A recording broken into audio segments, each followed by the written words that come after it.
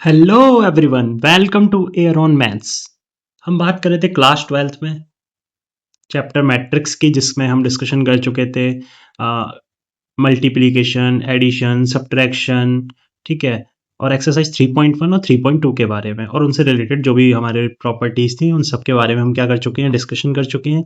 तो अगर आपने अभी तक वो सब नहीं देखा है तो हमारे चैनल पर विजिट कीजिएगा, वहाँ पर आपको प्लेलिस्ट मिल जाएगी मैट्रिक्स चैप्टर की।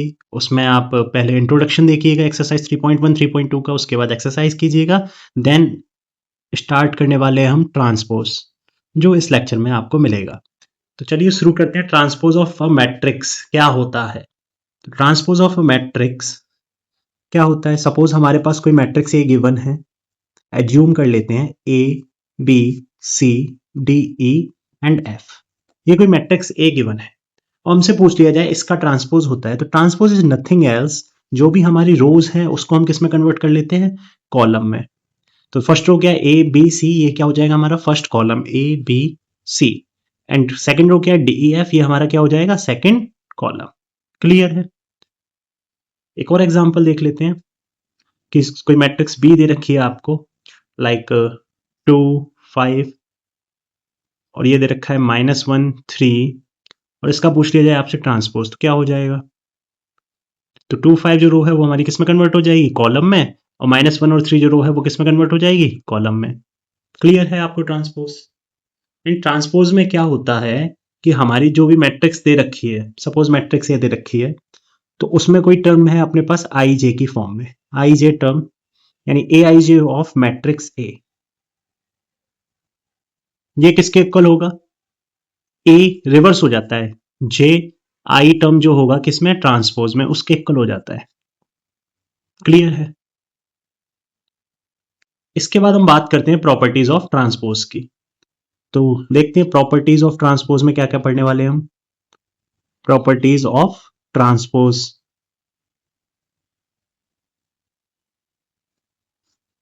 तो properties of transpose, first property क्या बोलती है कि if A plus B transpose आपको फाइंड करना है, तो वो किसके इक्वल आएगा?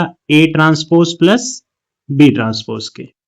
सेकेंड प्रॉपर्टी क्या बोलती है कि कांस्टेंट के साथ अगर कोई ट्रांसपोज है पूरा, यानी कांस्टेंट का इंट्रो हो रखा है मैट्रिक्स में और उस पूरे का ट्रांसपोज निकाला जाए, या फिर पहले कांस्टेंट को अलग कर लिया जाए और फिर मैट्रिक्स ए का क्या निकाल दिया जाए? ट्रांसपोज, बात एक ही है।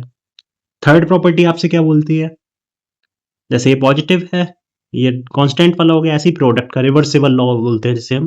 तो ए बी ट्रांसपोज किसके इक्वल होगा? बी ट्रांसपोज ए ट्रांसपोज के। इसे और क्या बोल लेते हैं हम? Reversal law, reversal law. ठीक है, यहाँ 2 मैट्रिक्स हैं, सपोज अपने पास 3 मैट्रिक्स आ जाती तो ए बी सी, इनका ट्रांसपोज निकालते तो ये क्या हो जाएगा? सी ट्रांसपोज, बी ट्रांसपोज और ए ट्रांसपोज। क्लियर? एक लास्ट प्रॉपर्टी क्या होती है कि ट्रांसपोज ऑफ ट्रांसपोज क्या होता है? सेम मैट्रिक्स होता है।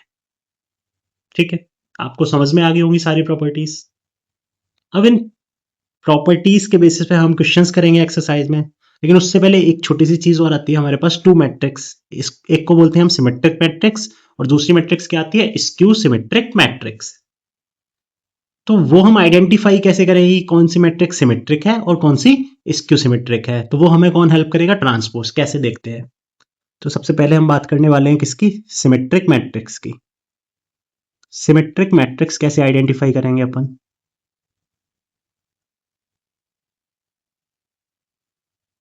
कि सपोज किसी मैट्रिक्स में आपने ट्रांसपोज निकाला और वो उसी मैट्रिक्स के इक्वल आ जाए, तो इस टाइप की मैट्रिक्स को आप क्या बोलेंगे? Symmetric matrix. एग्जाम्पल देखते हैं। तो सपोज अपने पास कोई मैट्रिक्स ए गिवन है,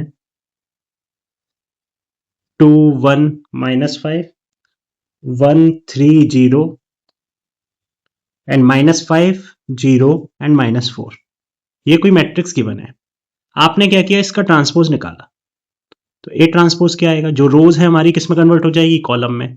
तो 2 ये आ जाएगा 1 और ये -5 first column, second row second column, that means 1 3 and 0, third row third column, यानी -5 0 और -4। आप दोनों का कंपैरिजन करो, क्या मिलेगा? देखो 2 1 -5 2 1 -5 1 3 0 1 3 0 -5 0 -4 -5 0 -4, यानी आपको क्या मिला कि ए ट्रांसपोज जो है वो किसके इक्वल आ गया, ए के। तो ये जो मैट्रिक्स ए है वो क्या हो जाएगी, इज सिमेट्रिक मैट्रिक्स। क्या हो जाएगी, matrix A is symmetric matrix. Clear. ऐसी हमारे पास क्या आती है, सेकंड। सेकंड कौन सी आएगी, skew symmetric matrix. Let's see, second matrix कौन सी मिलती है आपको, skew symmetric matrix. Skew symmetric matrix. देखते हैं क्या करते हैं इसमें स्क्यू सिमेट्रिक में हम। तो जैसे हमने क्या किया था सिमेट्रिक में, ए ट्रांसपोज निकाला था वो एक एक को ला गया था, तो वो उसको हमने बोल दिया सिमेट्रिक है। ऐसे स्क्यू सिमेट्रिक में क्या करते हैं, इफ ए ट्रांसपोज जो है निगेटिव ऑफ मैट्रिक्स के इक्वल आ जाए तो वो क्या होती है हमारी स्क्यू सिमेट्रिक मैट्रिक्स। एग्जाम्पल से समझते हैं। देखिए कोई एग्जाम्पल गिवन है, मैट्रिक्स ए क्या गिवन है, देखो 0 2 -1 -2 0 3 1 -3 0। ये अपने पास कोई मैट्रिक्स गिवन है। अब हमें क्या करना है, पहले इसका ट्रांसपोज निकालना है और फिर कंपैरिजन करना है मैट्रिक्स ए के साथ। तो हम इसका ट्रांसपोज निकालते हैं, तो ए ट्रांसपोज कितना आ जाएगा, ये जो लिखा है 0 2 -1, इसको कन्वर्ट कर लो तो ये हो जाएगा 0 2 -1, यानी फर्स्ट रो को फर्स्ट कॉलम में कन्वर्ट कर दिया। सेकंड क्या दिया, -2 0 3, तो ये कन्वर्ट हो जाएगा -2 0 3, सेकंड रो सेकंड कॉलम, और थर्ड रो थर्ड कॉलम, यानी 1 -3 और 0। थर्ड रो क्या हो गया हमारा, थर्ड कॉलम हो गया। ठीक है। अब आप थोड़ा ध्यान से देखो, यहाँ 0 है 2 है -1 है, 0 है -2 है 1 है, यानी 2 प्लस का था 2 माइनस का है, -1 प्लस का है 1, सॉरी -1 है, यहाँ पे क्या प्लस का 1 है, यहाँ क्या -2 है, यहाँ प्लस का 2 है, यहाँ 0 है 0 है, 3 है -3 है, 1 -3 3। तो आप ध्यान से देखोगे तो जो पॉजिटिव नंबर्स हैं यहाँ वो क्या है, नेगेटिव है, और जो नेगेटिव है वो क्या है, पॉजिटिव है। तो हम क्या करेंगे, ए ट्रांसपोज में से माइनस को क्या कर लेंगे, कॉमन ले लेंगे। तो अगर मैं माइनस को कॉमन ले लेता हूँ तो यहाँ पे 0, ये माइनस का 2 क्या था, प्लस का 2 हो जाएगा, प्लस का 1 माइनस का 1 हो गया, ये -2, ये क्या हो गया 0, ये प्लस का 3, ये क्या हो गया 1, ये क्या हो जाएगा -3, और ये हो जाएगा 0। ठीक है, यानी ए ट्रांसपोज की वैल्यू किसके इक्वल आई। अब देखो इन दोनों का कंपैरिजन करो, तो ए ट्रांसपोज हमारा किसके इक्वल आ जाएगा, नेगेटिव ऑफ ए के।